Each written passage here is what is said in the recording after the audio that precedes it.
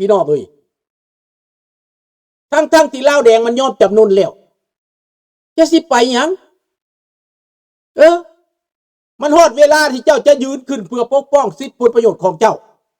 มันฮอดเวลาที่เจ้าจะเป็นคนลาวที่มีสิทธิ์มีเสียงมีปากมีเสียงมีความเข้าอกเข้าใจได้ทิศทางที่ดีแต่เสือกกระโหลกไปหับไส้เผด็จการพี่น้องสิมาม่างสิมาเพคนลาวอยู่นอกสิมากีดหับคนลาวอยู่นอกบ่ให้เว้าบ่ให้ว่าบ่ให้ปากบ่ให้ต่อต้านรัฐบาลบ่ให้โจมตีรัฐบาลบ่ให้เปิดโปงความชั่วความเลวของมันพี่น้องพวกนี้มันเป็นไผมันเป็นไผพี่น้องถามแน่มันไผเลือกมันมา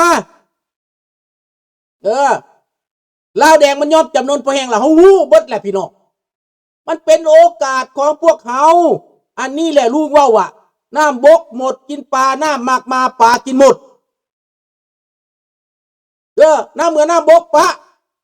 เศรษฐกิจมันหนีปะเฮาเป็นหมดเฮาก็กินปลาพี่น้องประชาชนแม่นไส้สนะของประชาชนบ่ได้เฮ็ดหยังมันก็สนะเพราะว่ามันแพ้ภัยมันเองแพ้ความอาธรรมของมันเองแพ้ความชั่วความเลวของมันเองมันทำลายตัวเอง50 ปีมันเอาชาติบ้านเมืองไปขายเพื่อตัวเองชื่อเสียงของมันย่อยยับแล้วเดี๋ยวนี้นะหัวทบมือเขาฮู้จักว่ารัฐบ่ดีรัฐบาลบ่ดีมันตัวไปเท่าใดคนก็แห่งเบื่อหน่ายมันเท่านั้น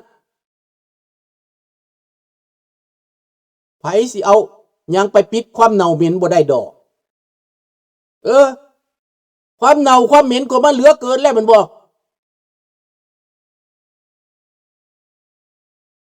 USA ออกกฎระเบียบล่าสุดไม่อนุญาตให้คนประเทศลาวทุกคนเข้าไปใน USA ไม่ธรรมดาเลยนะแม่นอันนั้นแม่นอันนั้น1,000%เลยเขาบ่ให้เข้าแต่อเมริกาเขาเข้าลาวคนลาวในอเมริกาถ้าผู้ใดบ่ดีเขาส่งเมือลาวเขาบีบเปิดแล้วเจ้าต้องยอมสถานเดียวพี่น้องถ้าบ่ยอมก็ตายคือลิงเป็นข่อยจีนเดี๋ยวนี้เสียดายพี่น้องเสียดายแม่ห้างแม่ไม้ผัวจีนตายปะหนีปะเขาจับกลับคืนเมืองแกล้งคอเซ็นเตอร์สวรรณเขตจับแม่ห้างน้อยสวรรณเขตเต็มมาเนี่ยแม่ห้างน้อยจีนเพิ่นน้ำจีนน่ะเป็นหยังคอเซ็นเตอร์เป็นหยังพี่น้องสบายดีมนแปลว่าหยังแปลว่าโจรผู้ให้เด้พวกนั้นไม่โจรเด้ในสายตาของชาวโลกกับห้องพวกนี้โจรพวกต้มตุนคนพวกแกล้งต้มตุนเป็นพวกโจรรัฐบาลเราเฮาคนเราเฮาไปเบากับโจรไปเข้าข้างโจรเป็นโจรเมียโจรไม่ห้างโจร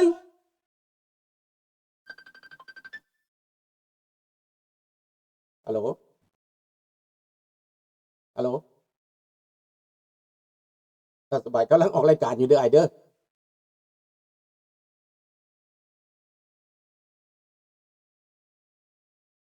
เจ้า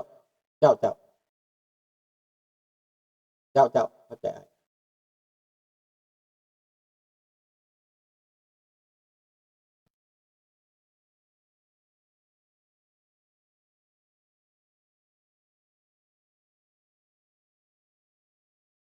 เอาละพี่น้อง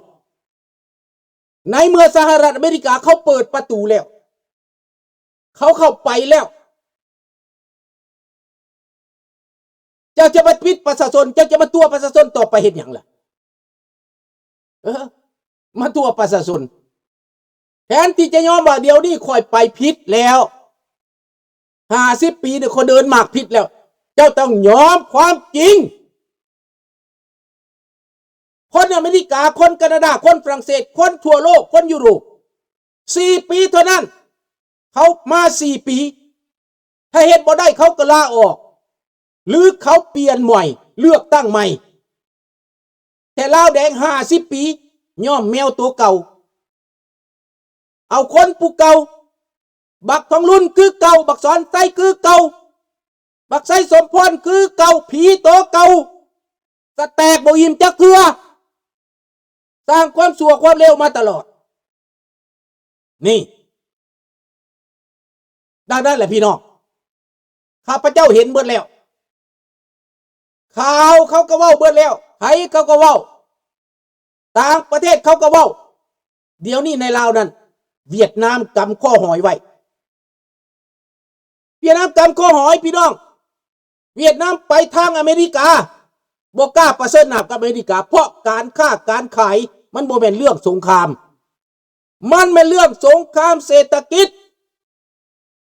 ดังนั้นคนลาวทั้งประเทศต้องหู้ไว้บักทองรุ่นไปบ่รอดใส่บักเหียมพวกมาจันออกเคลื่อนไหวโฆษณาให้ลาวกับประเทศมาสร้างมาสาถามว่าเฮาสิมาสร้างมาสาหยังแหละบ่มีทางพี่น้องการเมืองเก่าๆนะมันบ่ได้กินดอกว้าวความจริงโลดเปิดเผยความจริงโลดอันใดเป็นอันใดแปลนโลดโอนโลดโลดโค่นโลดมันสิดิ้นไปใส่ก็บ่รอดดอกมันสิโตนคือเทิงฟ้าก็ตายคือเก่าตกลงมาตายคือเก่าเพราะความชั่วคือความชั่วความเลวคือความเลวสัจจังเวอมตะวาจา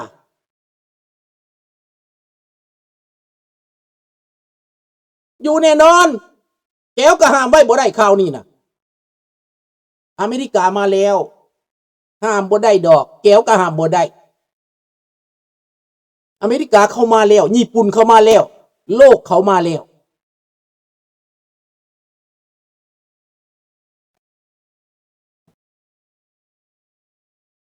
คันเจ้าอยากเป็นอิหร่านเจ้าก็เป็นเดี๋ยวนี้บักทองรุ่นไปใส่บักทองรุ่นไปใส่สาธุแม่มันมาจากมอสโกยนตกตายนี่แม่สาธุเด้อให้มันตายเบิดลำเลยเด้อยนมันน่ะมันมาแต่มอสโกนะมันไปมอสโกพี่น้องมันกลับจากมอสโกให้มันวอยลงทะเลเห็นเด้อพี่น้องเด้อตายเบิดลำเลยเด้อสาธุตายเบิดยกลำเด้อพี่น้องเด้อให้มันตายเบิดยกลำแผ่นดินลาวจังสิสูงขึ้นพี่น้องให้ยนบักทองรุ่นตกลงให้มันตายเบิดยกลำเลยพี่น้องเอ้าให้มึงเหงามึงไปฉลองโลดหรือบ่ซั่นก็ระเบิดฟลามิงโกของอันระเบิดฟลามิงโกของยูเครนฟาดลงใส่อันเดินสวนสนามมอสโกเด้อบักทองรุ่นอยู่หันน่ะมึงแจบเลยนะแจบไปเลยเซตไปเลยพวกไปเฮียนมอสโกสู่ฟังไว้สู่ฟังไว้เดี๋ยวนี้ญี่ปุ่นก็ไปสวยยูเครนเกาหลีก็ไปสวยยูเครนอังกฤษก็ไปสวยยูเครนฝรั่งเศสก็สวยยูเครนผู้ใดก็สวยยูเครนเบิดยูเครนก็มาสวยเกาะฮอร์มุสเพราะว่าเสี่ยวซ่านด้านทะเลดำอเมริกาก็ยอมจำนวนให้ยูเครนมาสวยบ่มักก็บ่เป็นหยังแต่ยูเครนอาสาสมัครมาซอยพออเมริกาเคยซอยยูเครนแน่ความจริงมันสิไปไสพี่น้องมันบ่ไปไสได้ความจริงน่ะสัจจังเวอมตะวาจาเพิ่นว่าดังนั้นคนลาวเฮานี่ต้องพร้อมจิตพร้อมใจกันหัวไม้หัวมือกันบ่มีหยังดอกพี่น้องเอ้ยเฮาสามัคคีกันลักษณะโลดลูกเดียวประชาชนลาวในประเทศพวกเจ้าอย่าให้เขาตัวอีกอย่าให้เขาตัวอีกพวกเจ้าเอาเข้าหูนี่เอาออกหูนั่นเอาออกทั้งก้นก็ได้พี่น้องคำตัวคำหลอกพวกลาวแดงกันนะเอาออกทั้งก้นฟังมือเศร้าออกมือแรงเด้ออย่าสนใจแต่เรื่องเผด็จการเอามาลงเหยียบมันลงไล่มันลงบ่ต้องฟังมันอีกพี่น้องนี่แหละเรื่องบ้านเรื่องเมืองน่ะ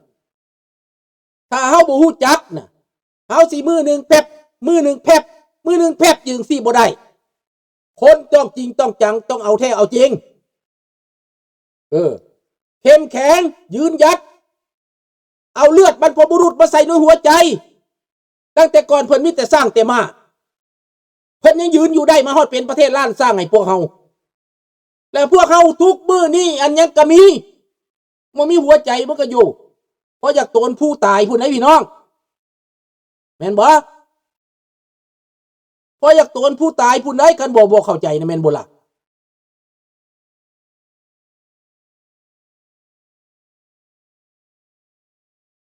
นี่แหละ ดังนั้นลูกหลานเราในประเทศต้องตื่นโตตั้งแต่บัดนี้เป็นต้นไปใกล้เข้ามาทุกทีมันตรงกันข้ามมันสิตายแล้วมันกลับมาแต่รัสเซียย้อนมันตกก็ตายเบิดยกขบวนโลดตายยกขบวนพี่น้องสาธุแม่เอาได้แม่มีโอกาสทำไมเนาะสาธุเด้อดวงวิญญาณบรรพบุรุษผู้ที่เขาเอาไปฆ่าไปแกงอยู่ศูนย์สัมมนาสัพพทุกผู้ที่เขาทนทุกข์ทรมานผู้ที่เขาเจ็บเขาปวดทุกชีวิตเอาชีวิตบักทองรุ่นไปในเด้อเอาเบิดเราเด้อให้มีอภินิหารเด้อพี่น้องเด้อวอยลงเบิดลำเลยเด้อสาธุขอให้มีในสิ่งศักดิ์สิทธิ์เด้อนี่แหละพี่น้องเฮานี่เป็นฝ่ายถูกต้องเฮานี่เป็นผู้หับขอหับกรรมจากมันจากหน้ามือของบักทองรุ่นจากหน้ามือของบักสอนไส้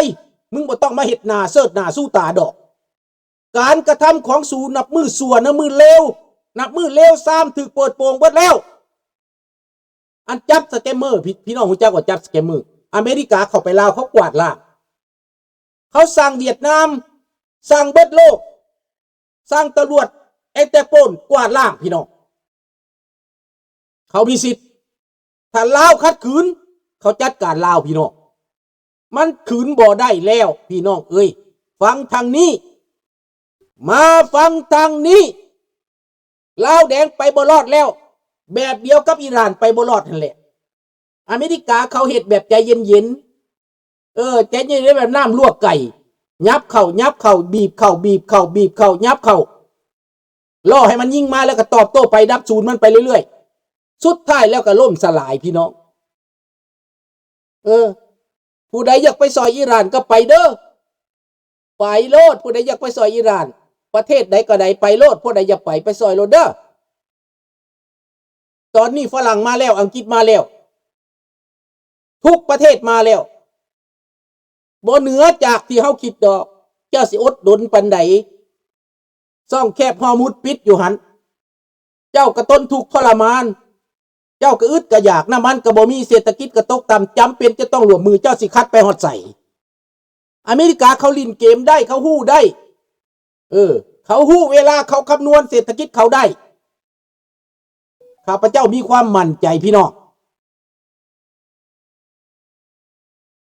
ดังนั้นพี่น้องขอให้พี่น้องลาวทั่วทั้งประเทศพี่น้องลาวทั้งโลกฟังนี่แล้วเตรียมใจเตรียมการอย่าคะแนนคะแนนกันให้เป็นอกเป็นใจกันรวมไม้รวมมือกันอองซองน้ำกันเว้าไปลองเดียวกันปองเดียวกันคัดกันมาเฮ็ดหยังไปเฮ็ดหยังบ่มีหยังกลุ่มการเมืองต่างๆนั้นบ่มีผู้ใดเป็นเทวดาจากคนพี่น้องรวมใจกันภายใต้การนำพาของเจ้าฟ้าทรายสุริวงศ์สว่างภายใต้การนำพาของเจ้าทายาสว่างผู้เพิ่นมีคุณวุฒิเพื่อโลกครับผู้เฮายังมีผู้นำเฮายังมีบรรพบุรุษนี่เฮาเป็นผู้ซอยเพิ่นบ่ต้องให้เพิ่นโทรหาเจ้าดอกบ่ต้องให้เพิ่นบอกเจ้าดอกเจ้าฮู้หน้าที่เองต้องขึ้นมาสนับสนุนประกาศตัวสนับสนุนข้าพเจ้านี่ประกาศตัวสนับสนุนตั้งแต่เริ่มต้นตั้งแต่เริ่มต้นสนับสนุนบรรพบุรุษสนับสนุนการแก้ไขปัญหาลาวบ่แม่นสนับสนุนเพื่อพรรคการเมืองใดพรรคการเมืองหนึ่งข้าพเจ้าเฮ็ดนี่ก็บ่แม่นเพื่อพรรคการเมืองใดพรรคการเมืองหนึ่งเพื่อราชวงศ์แก้ไขปัญหาลาวเรื่องพรรคการเมืองนั้นเจ้าเข้าไปในประเทศแล้วเจ้าอยากตั้งพรรคหยังพรรคกอพรรคขอพรรคงอเรื่องของเจ้าสิมาตั้งพรรคการเมืองนอกประเทศหาเสียงเพื่อเจ้าเองบ่ได้เสนอมักชอป้า